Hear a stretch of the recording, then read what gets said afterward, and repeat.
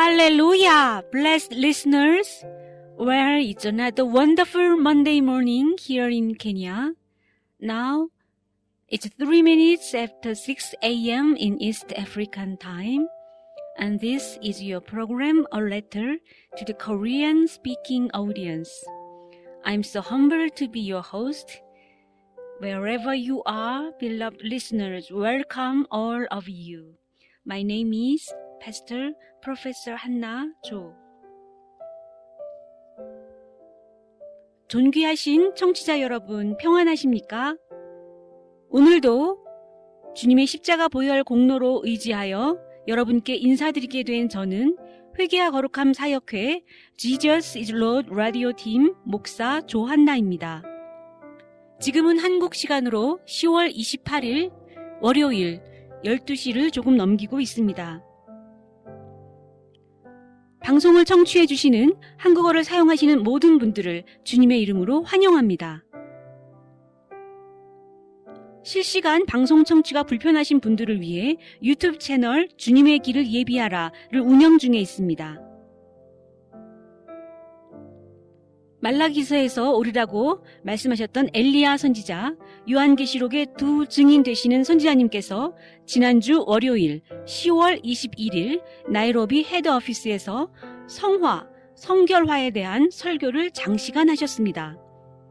오후 3시경부터 밤 11시 넘어서까지 열렸던 것으로 기억을 합니다. 오늘은 그 장시간의 설교 중 일부 부분만을 먼저 소개해드리고자 합니다. 또한 오늘은 한국어 방송을 30분 정도만 진행하게 될 예정입니다. 미리 말씀드리겠습니다. 그럼 시작하겠습니다.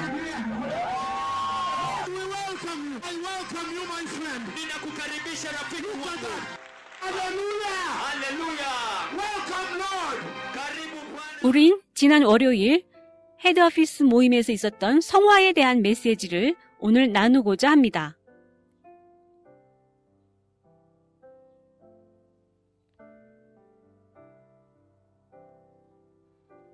한 가지 매우 확실한 것은 처음부터 에덴 동산에서의 그 타락 이후부터 주님께서는 교회를 향한, 지금 라디오 방송을 청취하고 있는 당신, 인간을 향한 완벽한 성화애로의 목적이 있으셨다는 것입니다. 그리고 그것은 전능하신 하나님의 영화로운 천국 입성을 위한 것입니다. 또한 크리스찬의 삶에 있어 성화라는 화두가 야기된 지금 이 대화를 진행하는 것은 교회의 역사에 있어 가장 적합한 시기라고 생각합니다. 그날 월요일 10월 21일에 매우 큰 대화가 진행되었고 저는 마침내 성화, 성결화에 대한 주님의 청사진을 보여드릴 수 있게 되었습니다. 여러분이 성경을 보실 때 창세기부터 계시록까지 내내 주님께서는 인간의 구속 사역을 항상 대화의 핵심에, 중심에 두셨음을 알 수 있습니다. 또한 창세기부터 계시록까지 그 모든 스펙트럼은 사실은 하나님의 예언적 시간표로서 주 여호와께서 홀로 어떤 특정 사건이 언제 발생할지에 대한 시간을, 때를 정하시는 것입니다. 다시 말씀드리지만 창세기부터 계시록까지 인간의 영혼에 대한 구속과 성화로의 아젠다는 이 시간표 안에서 절대적으로 중요한 위치를 차지합니다. 인간의 영혼에 대한 구속, 인간의 영혼에 대한 성화, 이 두 가지 주제, 이 두 가지 사안은 하나님의 시간표 안에서 매우 중요한 위치를 차지한다는 것입니다. 또한 창세기부터 계시록까지 이 예언적 시간표는 각각 서로 다른 하나님의 방문에 의해 규정 지어져 있습니다. 그리고 지금은 이 시대는 영광스러운 메시아의 오심을 주님께서 선포하시는 그 시간에 와 있습니다.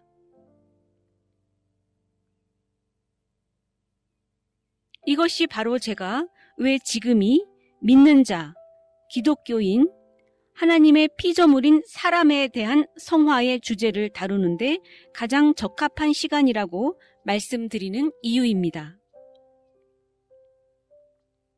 메시아 오심에 대한 선포가 실질적으로 벌어지고 있는 때이기 때문입니다. 창세기 14장과 좀 더 뒤로 가서 12장에서 우린 주님께서 성경의 가장 중요한 인물 중 하나인 아브라함을 소개하시는 것을 볼 수 있습니다. 주님께서는 인류의 구속과 성화 문제에 있어 아브라함을 매우 강력한 방식으로 연계 지으시고 계십니다.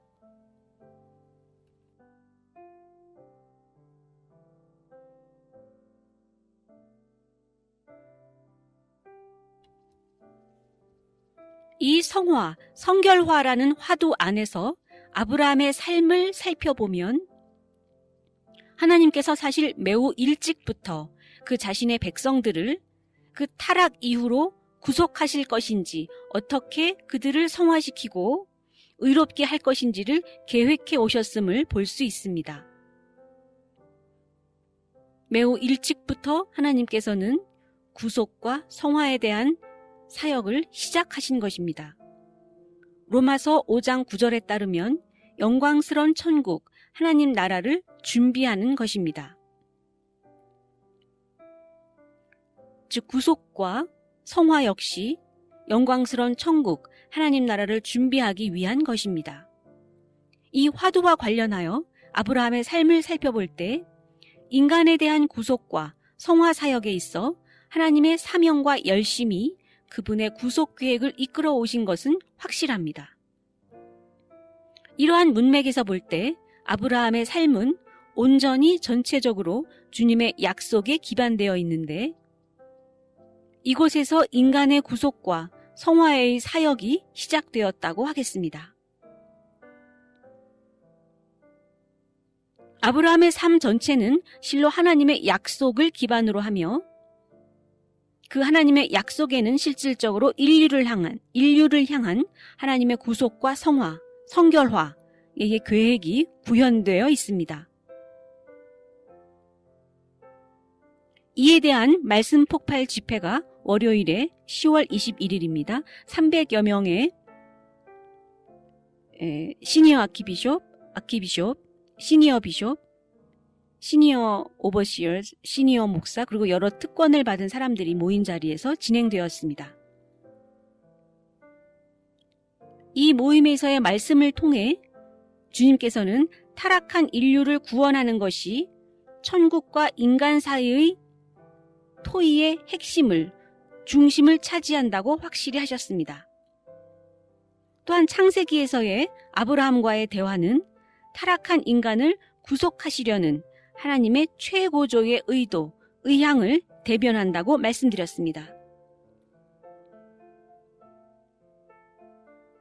아브라함의 삶은 하나님의 약속에 기반해 있는데 주님께서 하신 아브라함의 씨에 대한 약속으로 그것을 자세히 살펴보면 하나님의 마음을 볼 수 있습니다.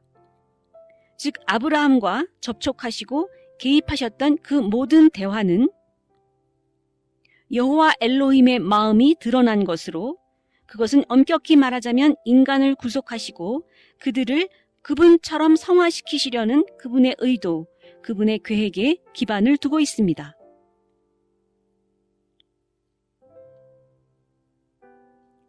그들을 세상으로부터 구별시켜 그분을 향하게 하고 영광스러운 천국을 위해 있게 하는 것입니다.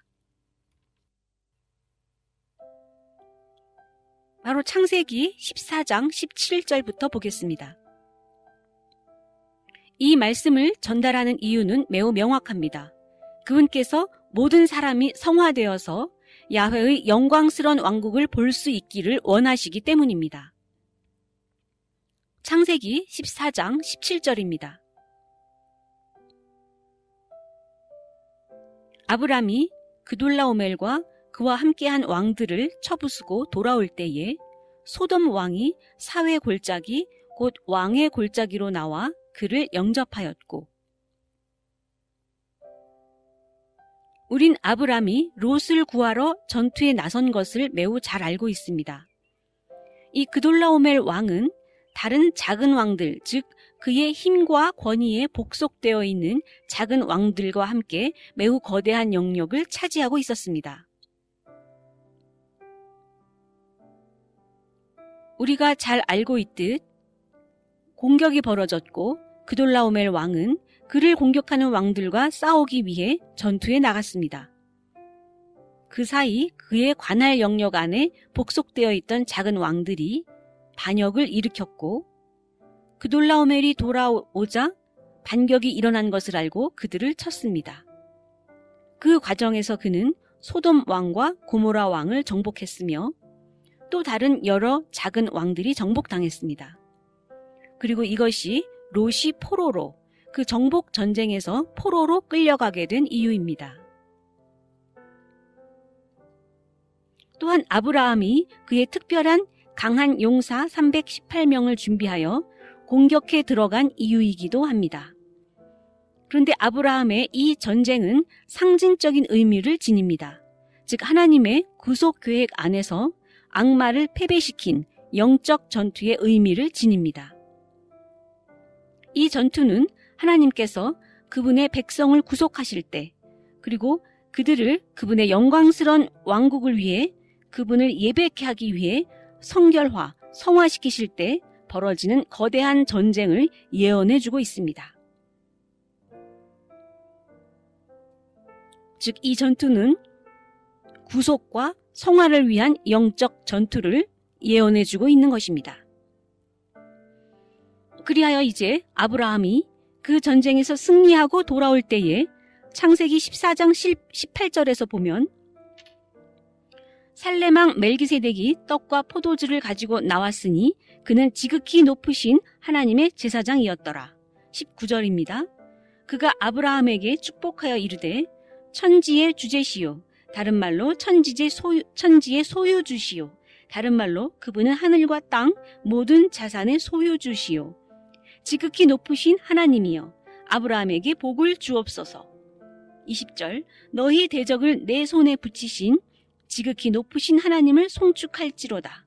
복이 있을지어다 하매 아브라함이 그 얻은 것에서 10분의 1을 멜기세덱에게 주었더라.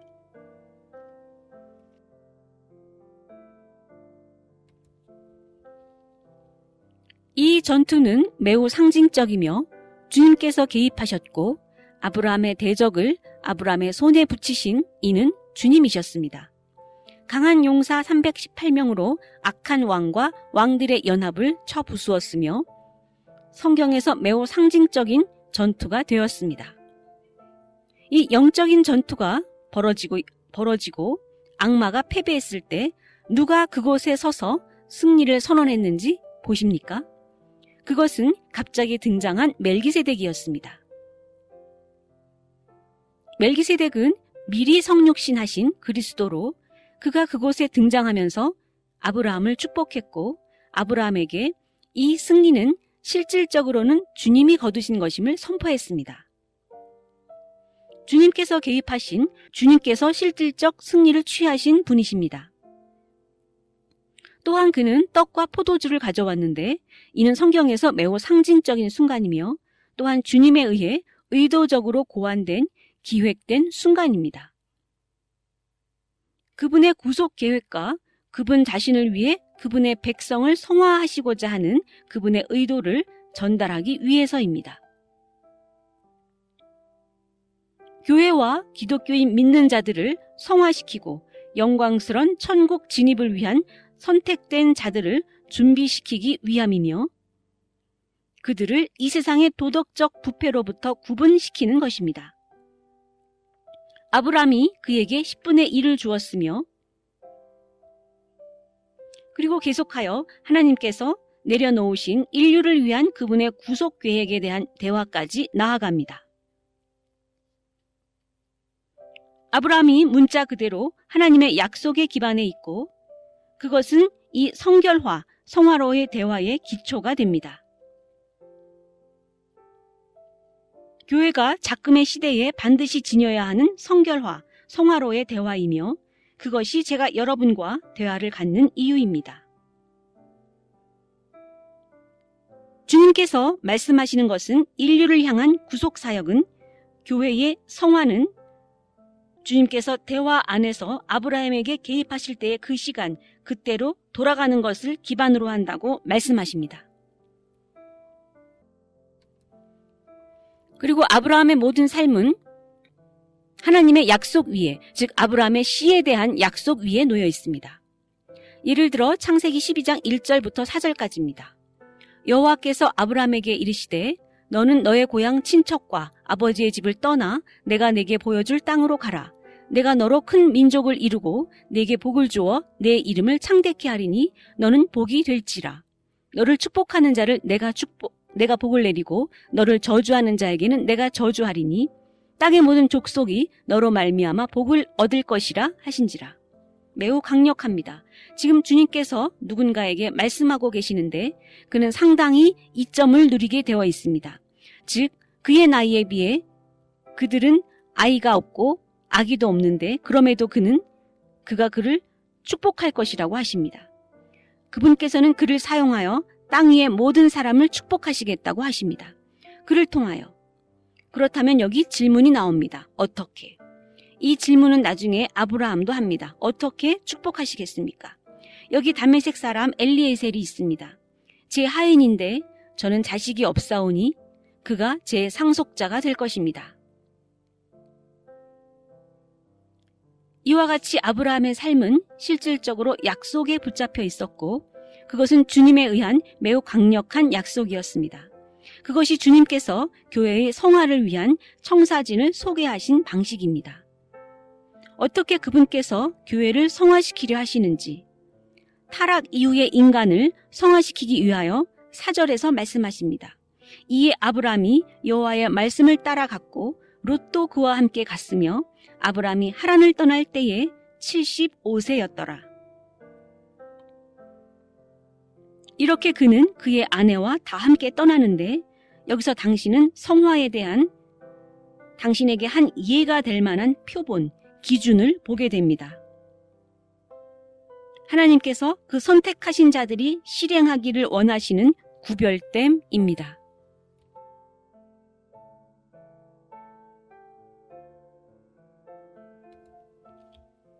성화는 아브람을 그의 가족, 친지로부터, 아버지 집으로부터 구별해내는 것이었습니다. 그를 성화하는 것은 그를 분리시켜내는 것으로, 왜냐하면 주님께서 이제 그를 주님의 소유로 데려오기 원하시기 때문입니다. 그분께서는 여기서 이미 약속하셨습니다. 큰 약속입니다. 아브람을 성화시키고 분리시켜서 하나님을 섬기도록, 하나님의 목적에 맞는 그 목적에 부합하는 자가 되도록 하기 위해서입니다. 그를 철저하게 분리시키셨는데, 왜냐하면 아브람이 하도록 해야 하는 어떤 일들은, 특정 일들은 그의 가족, 친지들과 함께 있어서는 이룰 수 없기 때문입니다. 왜냐하면 가족, 친지, 친구들과 함께 하다가는 논쟁에 휘말릴 수 있기 때문입니다. 따라서 주님께서는 오늘날에도 교회에게 동일한 일을 행하십니다. 그분의 의도는 교회를 분리시켜내는 것입니다. 이렇게 함으로 그분께서 교회 안에서 사명을 수행하실 수 있도록 하기 위해서입니다. 아무런 논쟁이나 다툼, 토론, 어떤 철학적 생각이나 코멘트가 없도록, 즉 사람들이 생각하는 것들, 이런 것들로 당신에게 찾아와 그들의 의견을 제시함이 없도록 하기 위해서입니다. 작금의 시대가 그러하듯 이 시대의 사람들은 주님과 논쟁을 합니다. 따라서 창세기 12장, 창세기 14장에서 우리가 본 바 이미 멜기세덱은 아브람을 축복했고 그를 축복할 것에 대해 약속했습니다. 그것이 그를 축복하는 방식입니다. 그리고 제사장직을 소개했습니다. 우리는 매우 큰 방식으로 이에 대해 나눌 것입니다. 당신이 창세기 15장을 보시면 다시 한번 하나님의 당신을 향한, 지금 주파수를 마치고 듣고 계시는 당신을 향한 성화애로의 계획을 볼 수 있습니다. 창세기 15장 1절부터 말씀하십니다. 이후에 여호와의 말씀이 환상 중에 아브라함에게 임하여 이르시되 아브라함아 두려워 말라. 나는 내 방패요 너의 지극히 큰 상급이라. 주 여호와여 무엇을 내게 주시려 하나이까. 나는 자식이 없사오니 나는 나의 상속자는 이 다메섹 사람 엘리에셀이니이다. 아브라함이 또 이르되 주께서 내게 씨를 주시지 아니하였으니 내 집에서 길린 자가 내 상속자가 될 것이니이다. 여호와의 말씀이 그에게 임하여 이르시되 그 사람이 내 상속자가 아니라 내 몸에서 내 피와 내 살로 난 자가 내 상속자가 되리라 하시고, 아브라함의 삶은 완벽하게 하나님의 약속을 중심으로 하며 그 약속 안에 있습니다. 그리고 그 약속 안에서 여러분은 하나님의 사람을 성화시키시려는, 사람을 구속하시려는 의도를 보게 됩니다. 그분의 영광스러운 목적과 그 왕국을 위해 그분을 향하도록 사람들을 성화시키시는 것입니다. 이것이 바로 제가 아브라함의 대화 전체가 참으로 하나님의 사람을 성화시키시고 구속하시려는 의도를 말해주고 있다고 말씀드린 이유입니다. 하나님 자신의 목적을 위해, 하나님의 영광스러운 왕국을 위해. 다시 4절입니다. 주님의 말씀이 아브라함에 임하여 아브라함에게 오셔서 그에게 오셔서 이 하인은 내 상속자가 아니라고 하십니다. 또한 내 아들은 반드시 너 자신의 몸에서 너의 피와 살을 통해 나와 내 상속자가 되리라고 약속하십니다. 그를 이끌고 밖으로 나가 이르시되 하늘을 우러러 뭇별을 셀 수 있나 보라. 또 그에게 이르시되 내 자손이 그와 같으리라. 아브라함이 여호와를 믿으니 여호와께서 이를 그의 의로 여기시고. 이것은 매우 강력합니다. 그분께서는 이미 아브라함에게 그 자신의 피와 살을 약속하셨습니다. 그 자신의 아들을 의미합니다. 이 모든 불임의 세월들을 지내며 그들은 자녀가 없었습니다. 그런데 이제 주님께서 그에게 아들을 주시겠다고 합니다.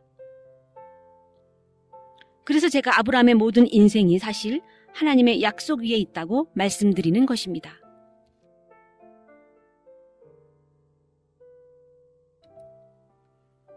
또한 그것이 왜 하나님께서 교회를 구속하고 성화시키시는 그분의 청사진을, 그분의 설계도를, 그분의 디자인을 새겨놓았다고 말씀드리는 이유입니다. 즉 아브라함과의 대화 가운데 하나님께서는 교회를 구속하고 성화시키시려는 관련되는 그분의 청사진, 그분의 설계도, 그분의 디자인을 새겨놓으셨습니다. 왜냐하면 지금은 모든 믿는 자가 참으로 성화되어야 하는 때이고 세상으로부터 분리되어서 주님을 향하여 그분의 목적을 위하여 그분을 섬기기 위하여 구별되어야 할 때입니다. 창조 때의 목적에 부합되도록 말입니다.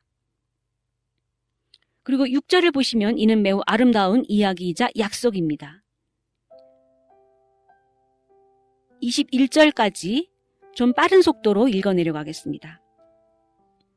또 그에게 이르시되 나는 이 땅을 내게 주어 소유를 삼게 하려고 너를 갈대아인 우르에서 이끌어낸 여호와니라. 우르는 꽤 멀리 떨어져 있는 곳입니다. 그가 이르되 주 여호와여 내가 이 땅을 소유로 받은 것을 무엇으로 알리이까? 여호와께서 그에게 이르시되 나를 위하여 3년 된 암소와 3년 된 암염소와 3년 된 숫양과 산비둘기와 집비둘기 새끼를 가져올지니라. 아브라함이 그 모든 것을 가져다가 그 중간을 쪼개고 그 쪼갠 것을 마주 대하여 놓고 그 새는 쪼개지 아니하였으며 솔개가 그 시체 위에 다닐 때에는 아브라함이 쫓았더라. 해질 때에 아브라함에게 깊은 잠이 임하고 큰 흑암과 두려움이 그에게 임하였더니 여호와께서 아브라함에게 이르시되 너는 반드시 알라 내 자손이 이방에서 객이되어 그들을 섬기겠고 그들은 400년 동안 내 자손을 괴롭히리니 그러나 그들이 섬기는 나라를 내가 징벌할지며 그 후에 내 자손이 큰 재물을 이끌고 나오리라. 너는 장수하다가 평안히 조상에게로 돌아가 장사될 것이요 내 자손은 4대 만에 이 땅으로 돌아오리니 이는 아모리 족속의 죄악이 아직 가득하지 아니함이라 하시더니 해가 져서 어두울 때에 연기나는 화로가 보이며 타는 횃불이 쪼갠 고기 사이로 지나더라. 그날에 여호와께서 아브람과 더불어 언약을 세워 이르시되 내가 이 땅을 애굽 강에서부터 큰 강 유브라데까지 내 자손에게 주리니 곧 겐 족속과 그니스 족속과 갓문 족속과 헷 족속과 브리스 족속과 르빈 족속과 아모리 족속과 가나안 족속과 기르가스 족속과 여부스 족속의 땅이니라 하셨더라. 이와 같이 주님께서 아브람에게 그 지시하신 대로 언약이 이루어졌습니다. 교회를 구속하는 이 과정에서 하나님의 계획을 미리 말씀해 주시는 이 과정을 통해 그분께서는 지금 이 방송을 청취하고 계신 당신의 구속을 설정하신 것입니다. 주님께서 아브람에게 제물로 드려진 동물들은 반으로 갈라져야 합니다. 맞붙여 놓되 가운데 좁은 통로를 내어야 합니다. 그런 후 두껍고 무서운 구름, 저는 매우 익숙한 그 구름, 그 두껍고 두려운 구름이 나타나서 그를 덮었습니다. 그 두껍고 무서운 구름은 주님 자신입니다. 태양이 지면서 화로가 나타났는데 연기를 뿜는 화로이고 거대한 화로로 거대한 연기를 뿜어냈습니다. 그리고 타는 불이 절개된 짐승 사이의 통로를 지나갑니다. 새를 제외한 모든 짐승은 제물로 둘로 갈라져 있어야 합니다. 그러자 그때 주님께서 말씀하시길 아브람에게 맹세하여 이르시되 그의 후손에게 그 땅을 주리라. 또한 그때에 주님께서는 그 땅을 준비하고 계셨습니다. 교회의 성화가 이루어져야 할 그곳입니다. 그분께서는 그 부동산을 준비하고 계셨는데 다른 말로 만약 당신이 특별한 타이틀을 주기를 원한다면 거룩한 땅의 실질적 토지라고 하겠습니다. 교회의 거룩한 성화가 발생하게 될 곳이며 교회에게 성화를 가져올 장소입니다. 이것이 이곳에서 발생할 모든 일로 그분께서 위에서 약속하셨고 이제 그에게 땅을 주시겠다고 약속하셨습니다. 그분께서는 그를 가족으로부터 분리시키셨고 그리고 땅을 약속하십니다. 특정 지역이 중요한 장소들이 이곳에 있고 특정 산들이 이곳에 있어 주님께서는 이곳을 사용하기를 원하십니다. 교회의 구속과 성화를 위해서입니다. 이와 같이 주님께서 그에게 짐승을 제물로 바치라고 허락하셨는데 정확한 언약대로, 정확한 계약대로 해야 합니다. 이제 그분과 아브람 사이에 구속력 있는 계약이 존재하게 되었습니다. 왜냐하면 주님께서 이 지역, 지리를 사용하시기 원하십니다. 특정 산들이 있어 구속과 성화의 과정에 있어 주님께서 사용하기를 원하시는 것입니다. 성화는 지금 청취하고 계시는 교회들, 당신에게 가장 중요한 과제요, 과정입니다.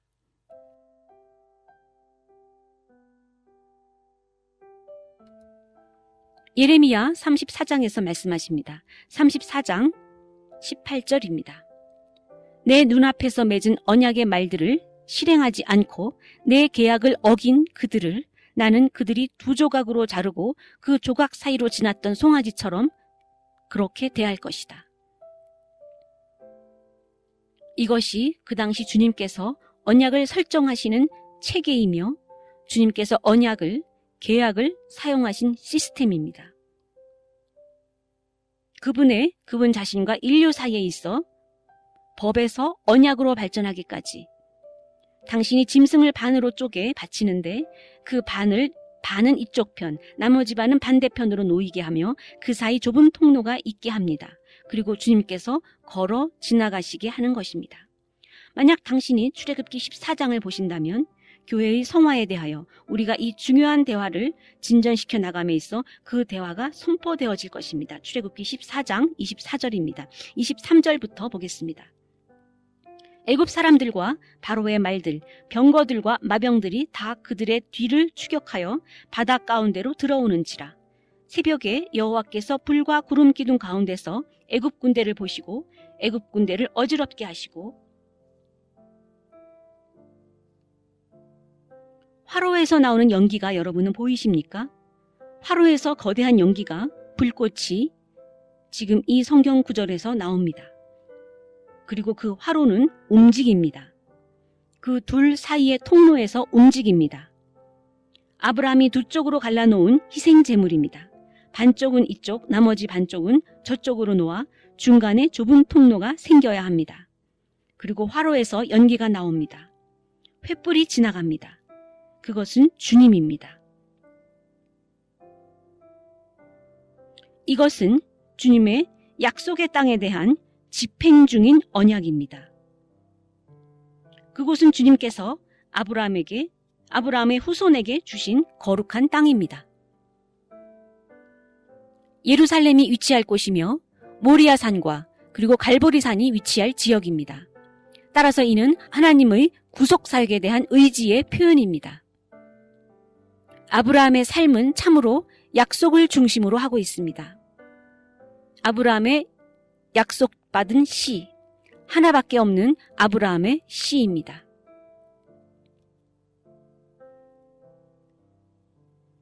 오늘 한국어 방송은 여기서 마치겠습니다. 청취해주신 여러분께 감사드립니다. 관련 내용에 대하여는 다음 시간에 이어서 계속 전달드리도록 하겠습니다.